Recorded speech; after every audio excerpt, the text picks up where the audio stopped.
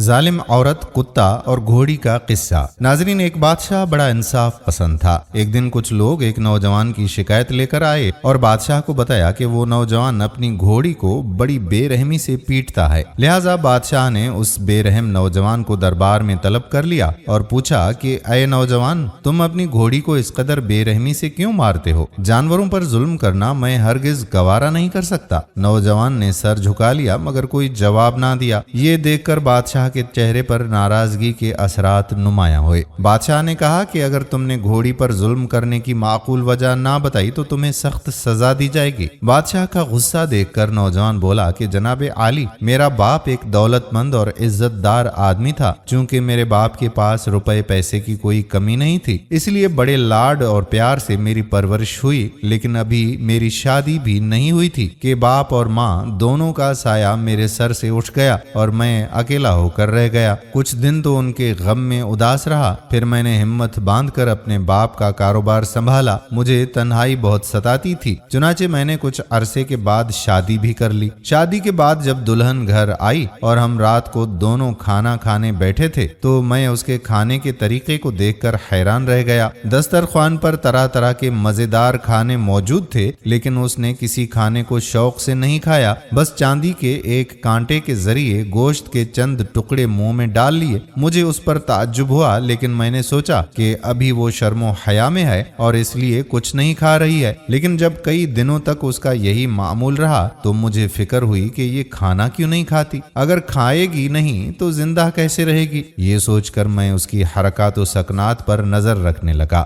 بادشاہ سلامت، ایک دن ایسا ہوا کہ ہم دونوں سو رہے تھے کہ آدھی رات کو میری بیوی بستر سے اٹھی۔ میری بھی آنکھ کھل گئی، لیکن میں یہ دیکھنے کے لیے کہ وہ کیا کرتی ہے چپ چاپ بستر پر اسی طرح پڑا رہا جیسے میں گہری نیند میں ہوں۔ میری بیوی نے اٹھ کر عمدہ لباس پہنا اور چپکے سے گھر کا دروازہ کھول کر باہر نکل گئی۔ میں لپک کر بستر سے اٹھا اور یہ دیکھنے کے لیے کہ یہ کہاں جاتی ہے چھپتا چھپتا اس کے پیچھے چل پڑا۔ مجھے خیال آیا کہ غالباً اس کی کسی سے دوستی ہے اور یہ وہیں جاتی ہے اور اس کے ساتھ ہی کھانا کھاتی ہے۔ میں اسی طرح کے مختلف خیالات میں گم سم اس کے پیچھے پیچھے چلتا رہا، یہاں تک کہ ایک قبرستان آ گیا۔ میری بیوی اس قبرستان کے اندر چلی گئی، میں بھی اس کا پیچھا کرتا ہوا قبرستان میں چلا گیا اور ایک بڑے درخت کی آڑ میں چھپ کر اسے دیکھنے لگا۔ میں نے دیکھا کہ ایک ڈراؤنی صورت کا آدمی وہاں بیٹھا ہوا ہے۔ میری بیوی کو دیکھ کر وہ اٹھا، دونوں ایک دوسرے سے ملے اور پھر پاس بیٹھ کر باتیں کرنے لگے۔ میں چونکہ دور تھا اس لیے ان کی باتیں نہ سن سکا، لیکن لگ رہا تھا جیسے ان دونوں میں بڑی دوستی ہے۔ مجھے ان کو اس طرح ایک دوسرے سے باتیں کرتے دیکھ کر بہت غصہ آیا، لیکن اس آدمی سے خوف بھی آیا،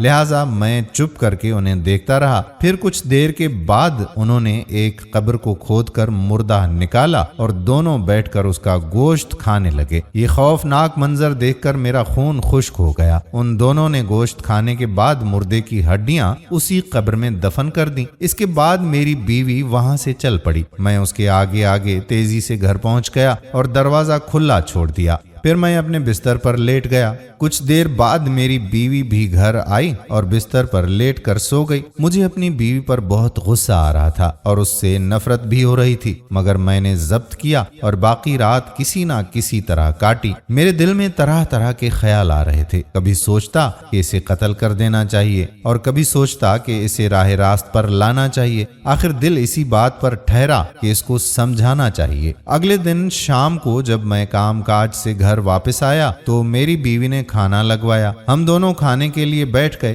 میری بیوی حسب معمول اسی طرح برائے نام ایک کانٹے سے کھانا کھا رہی تھی، جسے دیکھ کر میں غصے سے بولا کہ اگر تمہیں یہ کھانا پسند نہیں ہے تو جو کھانا پسند ہے وہ پکوا لیا کرو۔ مجھے یقین ہے کہ میرے دسترخوان پر جو کھانے ہیں وہ مردے کے گوشت سے زیادہ مزیدار ہیں۔ ابھی میری بات ختم نہیں ہوئی تھی کہ وہ یہ سمجھ کر کہ میں اس کے راز سے واقف ہو گیا ہوں، سخت غصے गुस्से में आ गई। मैं उसका चेहरा देखकर डर गया। उसी वक्त उसने गिलास में पानी लेकर मुझ पर छिड़क दिया और कहा कि कुत्ता बन जा। उसके मुंह से ये अल्फाज निकलते ही मैं इंसान से कुत्ता बन गया। इसके बाद उस जालिम ने मुझे मार मार कर जख्मी कर दिया और घर से निकाल दिया। मैं घर से निकला तो मोहल्ले के कुत्ते मेरे पीछे लग गए और मुझे अजनबी समझकर काटने को दौड़ने लगे। मैं किसी न किसी तरह अपनी जान बचाकर भागा और एक कसाई की दुकान के तख्ते के नीचे छुप कर बैठ गया। कसाई ने रहम खाकर दूसरे कुत्तों को मार भगाया।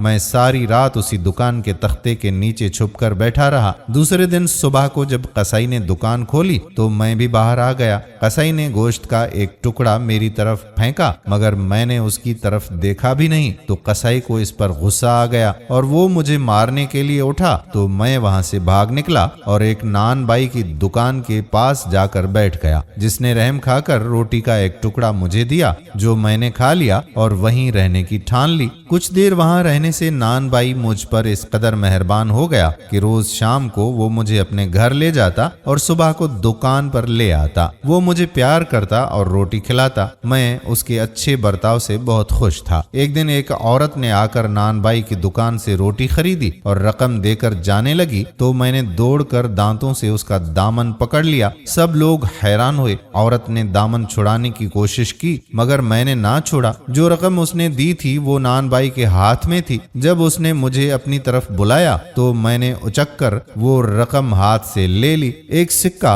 जो उसमें खोटा था वो मैंने अलग करके नान बाई की तरफ फेंक दिया तो उसने उस औरत से कहा कि तू मुझे खोटा सिक्का देना चाहती थी, मगर मेरा कुत्ता खरे और खोटे की पहचान रखता है, लिहाजा तुम अपना खोटा सिक्का वापस ले लो और अगर यकीन ना हो तो दूसरे सिक्कों में से इस सिक्के को मिलाकर कुत्ते के सामने फेंको। चुनाचे औरत ने ऐसा ही किया। मैंने फिर खोटे सिक्के को निकालकर अलग डाल दिया। सब लोगों ने ये तमाशा देखा और फिर ये बात सारे शहर में फैल गई। हर तरफ से लोग मेरा इम्तिहान लेने के लिए आने लगे। मैं हमेशा खोटे सिक्कों को अलग कर देता। एक दिन एक औरत दुकान पर आई, मेरा इम्तिहान लेने लगी, जिस पर मैं पूरा उतरा। जब वो औरत जाने लगी तो मुझे आंख से इशारा किया तो मैं उसके पीछे पीछे चलते हुए उसके घर पहुंच गया। वहां एक खूबसूरत लड़की बैठी हुई थी। औरत ने कहा कि बेटी, ये वो कुत्ता है जो खरे और खोटे सिक्कों की पहचान रखता है। लड़की ने ये सुनकर मेरी तरफ गौर से देखकर पानी पर कुछ पढ़कर फूंका और मेरे ऊपर फेंकते हुए बोली कि अगर तू किसी और शक्ल से कुत्ते की शक्ल में आया है तो अपनी असल शक्ल पर आ जा। उसका ये कहना था कि मैं कुत्ते से फिर इंसान बन गया। जब मैंने खुद को इंसान के रूप में देखा तो मैं उन खवातीन का शुक्रिया अदा करने लगा। मैंने उनको अपनी पूरी कहानी सुनाई तो वो लड़की बोली कि मैं उस औरत को जरूर सजा दूंगी जिसने तुम्हें कुत्ता बनाया था। ये कहकर वो लड़की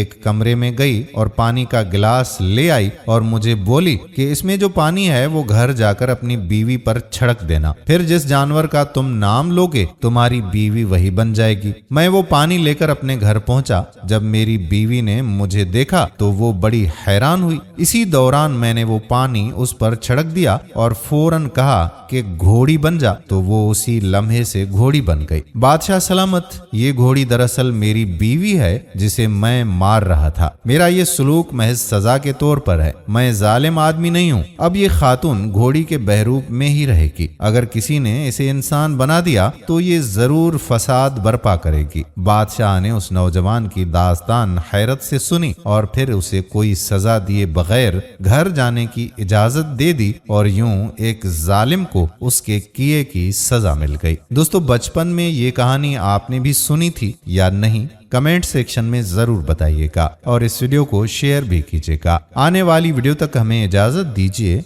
अल्लाह हाफिज।